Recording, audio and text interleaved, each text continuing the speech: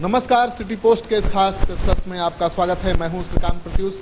आपको पता है कि बिहार विधानसभा के 5 सीटों के लिए और 1 लोकसभा सीट के लिए उपचुनाव हो रहे हैं और उपचुनाव के लिए अब वोट भी डाला जाना है। चुनाव प्रचार चरम पर है और कुछ घंटे के बाद ही वोटिंग होने वाला है। तो ऐसे में आपके जहन में सवाल उठ रहा होगा कि आखिर क्या होगा परिणाम। वैसे इस चुनाव के नतीजे से न तो किसी की सरकार बनेगी और न किसी की सरकार बिगड़ेगी, लेकिन इसको एक ट्रेंड के रूप में देखा जाता है और माना जाता है कि जो उपचुनाव होते हैं मुख्य चुनाव के रिजल्ट पर असर डालते हैं, यानी उपचुनाव के नतीजे से मुख्य चुनाव का नतीजा प्रभावित होता है। तो इसको सेमीफाइनल माना जाता है। तो ये सेमीफाइनल का रिजल्ट क्या होगा? जिस तरह से बीजेपी जेडीयू के बीच लगातार घमासान चल रहा था, बीजेपी के नेता जिस तरह से मोर्चा खोले हुए थे नीतीश कुमार के खिलाफ, उनकी सरकार के खिलाफ, इससे साफ लग रहा था कि बीजेपी जेडीयू का रास्ता अलग अलग हो गया है और अगले विधानसभा चुनाव में दोनों अलग अलग लड़ेंगी। और इसका असर ये था कि बीजेपी जेडीयू के कार्यकर्ता दिग्भ्रमित थे, असमंजस में थे और उपचुनाव में बिल्कुल दिल खोलकर काम नहीं कर रहे थे। कहीं कहीं पर तो जेडीयू के उम्मीदवारों को हराने के लिए एड़ी चोटी का जोर लगा रहे थे। जैसे सिवान में बीजेपी के पूर्व सांसद हैं ओम प्रकाश, वो सिवान के जेडीयू के प्रत्याशी के खिलाफ लगातार मोर्चा खोले हुए थे। बीजेपी का एक और बागी नेता निर्दलीय चुनाव मैदान में उतर गया था और वो चुनौती बढ़ा रहा था जेडीयू के प्रत्याशी का। इसी तरह से कई जगहों पर जेडीयू के जो प्रत्याशी हैं उनको सपोर्ट और समर्थन बीजेपी के कार्यकर्ताओं का नहीं मिल पा रहा था और 4 सीटों पर जेडीयू चुनाव लड़ रहा है।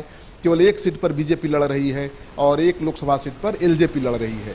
तो जो बीजेपी जेडीयू के बीच खटास आई थी रिश्ते में और जो गलत संदेश जा रहा था कार्यकर्ताओं में, उसकी वजह से माना जा रहा था कि तेजस्वी यादव बाजी मार सकते हैं और तेजस्वी यादव को बीजेपी जेडीयू के इस खींचतान से फायदा मिलने की, लाभ मिलने की उम्मीद भी थी। लेकिन अमित शाह के एक स्टेटमेंट से चुनावी लड़ाई का जो स्वरूप है वो बदल गया है। अमित शाह ने साफ कर दिया है कि बीजेपी जेडीयू के बीच कोई तल्खी नहीं है। केंद्रीय नेतृत्व फैसला ले चुका है कि नीतीश कुमार ही बीजेपी के और एनडीए के जेडीयू के नेता होंगे, यानी एनडीए के नेता होंगे और उनके नेतृत्व में ही बिहार विधानसभा का चुनाव लड़ा जाएगा। तो अब जो भी कन्फ्यूजन था बीजेपी जेडीयू के कार्यकर्ताओं में कि अगले चुनाव में कौन नेता होगा, ये दूर हो चुका है।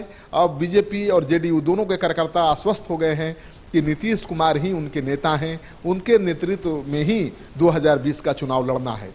तो अब जो गोलबंदी एक दिन के अंदर दिख रही है बीजेपी के कार्यकर्ताओं की जेडीयू के प्रत्याशियों के पक्ष में, उससे लड़ाई का स्वरूप बदल गया है और कहा जा सकता है कि अमित शाह के एक बयान से जेडीयू के जो 4 प्रत्याशी हैं उपचुनाव लड़ रहे हैं, उनके भाग्य खुल गए हैं और जो हारने वाले थे अब चुनाव जीत जाएंगे, ऐसी संभावना है।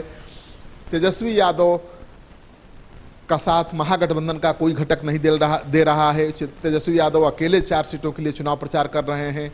महागठबंधन के घटक दल हम पार्टी ने एक उम्मीदवार उनके प्रत्याशी के खिलाफ उतार दिया है।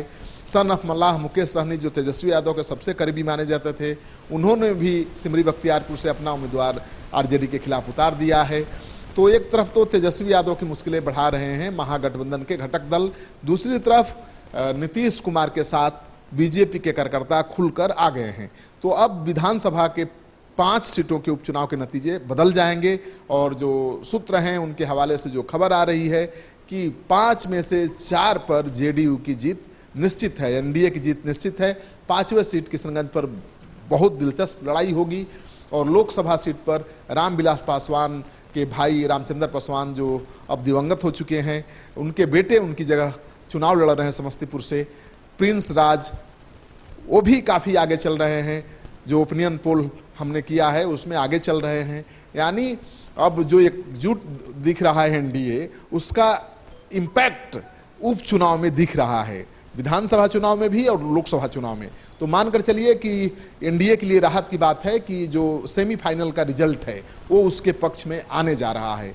अगर ये रिजल्ट उसके पक्ष में नहीं आता, आपसी खींचतान और झगड़े की वजह से, कन्फ्यूजन की वजह से जेडीयू के उम्मीदवार हार जाते, तो निश्चित रूप से एनडीए को तगड़ा झटका मिलता और इसका असर 2020 के विधानसभा चुनाव पर भी पड़ता। तो अब अमित शाह के बयान से सुशील मोदी का कद भी बढ़ गया है, क्योंकि सुशील मोदी लगातार कहते रहे हैं कि नीतीश कुमार छक्का पर छक्का मार रहे हैं, ऐसे कैप्टन हैं एनडीए के जो छक्का पर छक्का मार रहे हैं, उनको बदलने का सवाल ही कहाँ उठता है। उनके नेतृत्व में ही 2020 का चुनाव एनडीए लड़ेगा और वही हुआ। उनके बयान पर अमित शाह ने मुहर लगाकर उनके कद को बढ़ा दिया है और ये संदेश दिया है पार्टी के नेताओं को कि आज की तारीख में भी सुशील कुमार मोदी बिहार के सबसे बड़े नेता हैं बीजेपी के, और उनकी पैठ केंद्रीय नेतृत्व में बाकी दूसरे नेताओं से ज़्यादा है। आपको एक खबर अच्छी लगे तो दोस्तों के साथ इस वीडियो को खूब शेयर करिए। अगर आपने अब तक हमारा चैनल सब्सक्राइब नहीं किया है तो कर लीजिए। आपका सहयोग समर्थन मिल रहा है, उसके लिए बहुत बहुत आभार।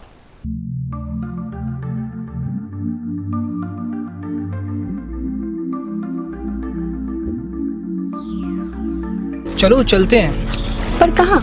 एक सरप्राइज है आपके लिए, थोड़ा सा वेट करो, बट चलो। Oh really? Yes. I like surprises, but make sure कि सरप्राइज अच्छा होना चाहिए। डोंट वरी डियर, ये बेस्ट सरप्राइज होगा अभी तक पापा का। मुझे भी सरप्राइज चाहिए। हाँ बेटा, ये सरप्राइज आपके लिए भी है, चलो।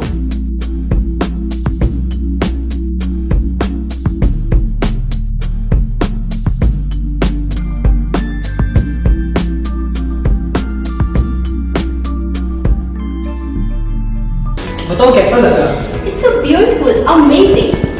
By the way, किसका घर है? ये हमारा पैनोरमा, हमारे सपनों का घर है। वाह, हमारे सपनों का घर है।